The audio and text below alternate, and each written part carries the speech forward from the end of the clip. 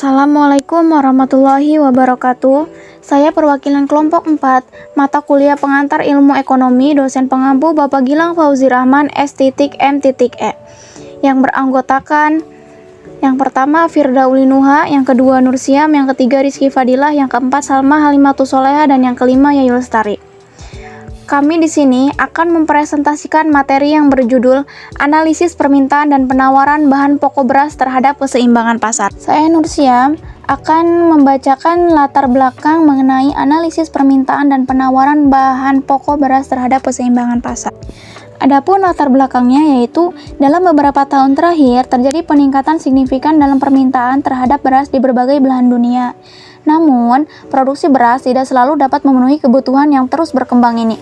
Faktor-faktor seperti perubahan iklim, bencana alam, dan kurangnya inovasi dalam praktik pertanian telah menyebabkan penurunan produksi beras.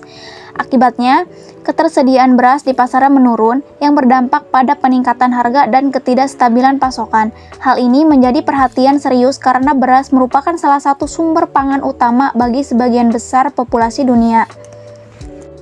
Ketidakpastian ini tidak hanya mengacu ketahanan pangan, tetapi juga dapat memicu ketegangan sosial dan ekonomi di beberapa wilayah.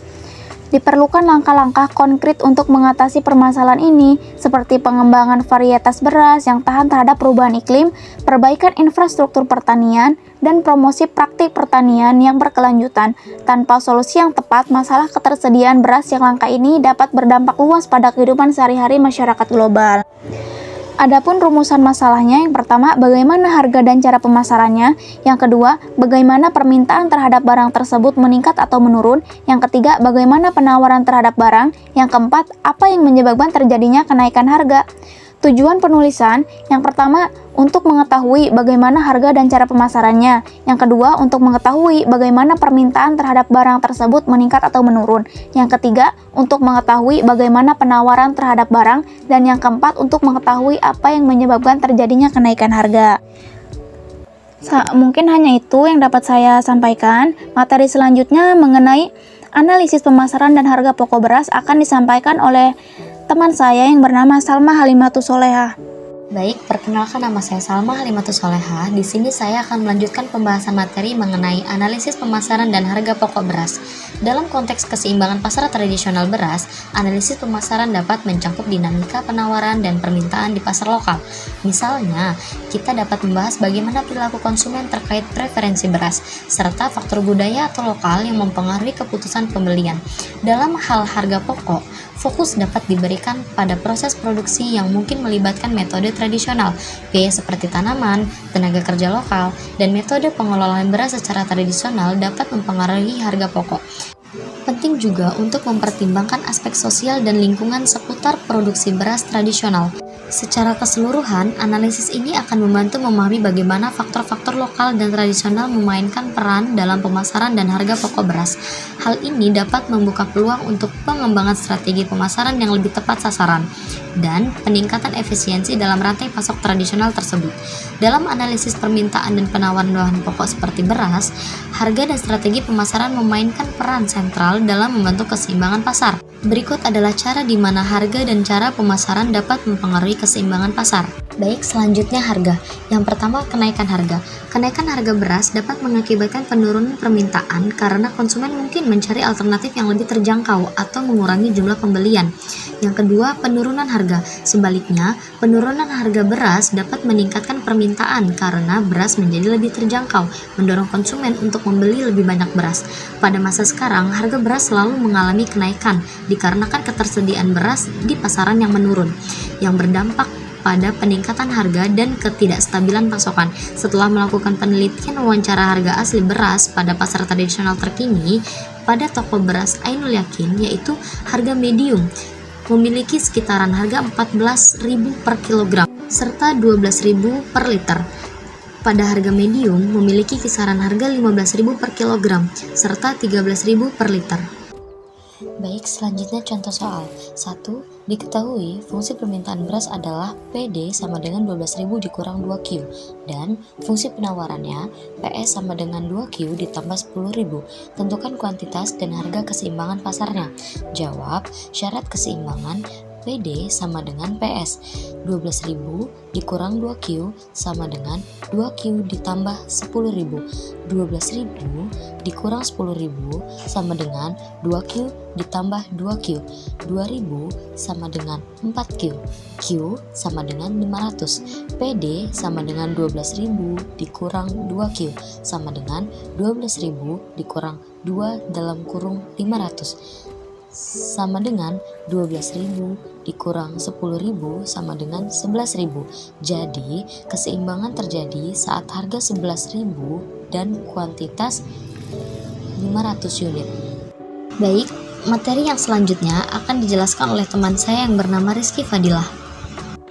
Assalamualaikum warahmatullahi wabarakatuh. Perkenalkan, nama saya Rizky Fadilah.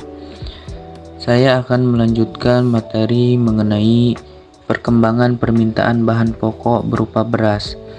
Beras sebagai bahan pokok memegang peran penting dalam kehidupan sehari-hari. Dalam makalah ini, kita akan menganalisis apakah permintaan terhadap beras sebagai bahan pokok mengalami peningkatan atau penurunan dalam beberapa tahun terakhir. Faktor peningkatan permintaan. 1. Pertumbuhan populasi. Peningkatan populasi secara global telah menjadi pendorong utama peningkatan permintaan terhadap beras sebagai bahan pokok, mengikuti kebutuhan dasar makanan. Yang kedua, perubahan gaya hidup. Perubahan gaya hidup termasuk peningkatan kesadaran akan kesehatan dan pola makan sehat dapat menjadi faktor yang mendukung peningkatan permintaan beras. Faktor potensial penurunan permintaan. Yang kesatu, ketidakpastian ekonomi. Ketidakpastian ekonomi dan fluktuasi harga beras dapat mempengaruhi daya beli konsumen, berpotensi menyebabkan penurunan permintaan dalam situasi ekonomi yang sulit. Yang kedua, harga barang naik. Dengan demikian, secara keseluruhan permintaan terhadap beras sebagai bahan pokok masih cenderung meningkat, didorong oleh pertumbuhan populasi dan perubahan gaya hidup. Namun perlu diingat bahwa faktor ekonomi dan kebijakan pangan dapat memainkan peran kunci dalam menentukan arah perubahan ini. Analisis ini memberikan pandangan menyeluruh tentang dinamika permintaan terhadap beras sebagai bahan pokok yang dapat menjadi landasan bagi perencanaan kebijakan pangan dan strategi pemasaran di masa mendatang. Oke, selanjutnya akan dijelaskan oleh teman saya. Baik, perkenalkan nama saya Firdali Nuha. Di sini saya akan menyampaikan materi selanjutnya mengenai penawaran terhadap barang. Analisis barang bahan pokok khususnya beras dapat mencakup berbagai aspek, termasuk harga, permintaan, penawaran, dan dampaknya terhadap ekonomi dan masyarakat. Beberapa penelitian dan analisis telah dilakukan untuk memahami berbagai faktor yang memengaruhi harga bahan pokok termasuk beras di pasar domestik maupun internasional. Salah satu faktor yang memengaruhi harga bahan pokok termasuk beras adalah penawaran. Penawaran beras tergantung pada seberapa banyak pasokan dan penjual dari beras tersebut. Jumlah pasokan yang melimpah dapat menurunkan harga beras, sementara jumlah pasokan yang terbatas cenderung meningkatkan harga beras.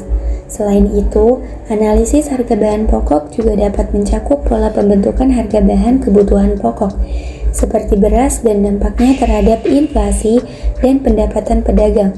Faktor-faktor seperti ketersediaan pasokan, pola produksi, dan kebijakan pemerintah juga dapat memengaruhi harga bahan pokok, termasuk beras. Dengan demikian, analisis barang bahan pokok beras melibatkan berbagai aspek, termasuk faktor-faktor yang memengaruhi harga, permintaan, dan penawaran, serta dampaknya terhadap ekonomi dan masyarakat. Penawaran bahan pokok seperti beras dalam analisis permintaan dan penawaran dipengaruhi oleh sejumlah faktor, dan kondisi pasar saat ini dapat memberikan gambaran tentang dinamika penawaran. Beberapa faktor yang mungkin memengaruhi penawaran beras saat ini melibatkan: yang pertama, produksi petani.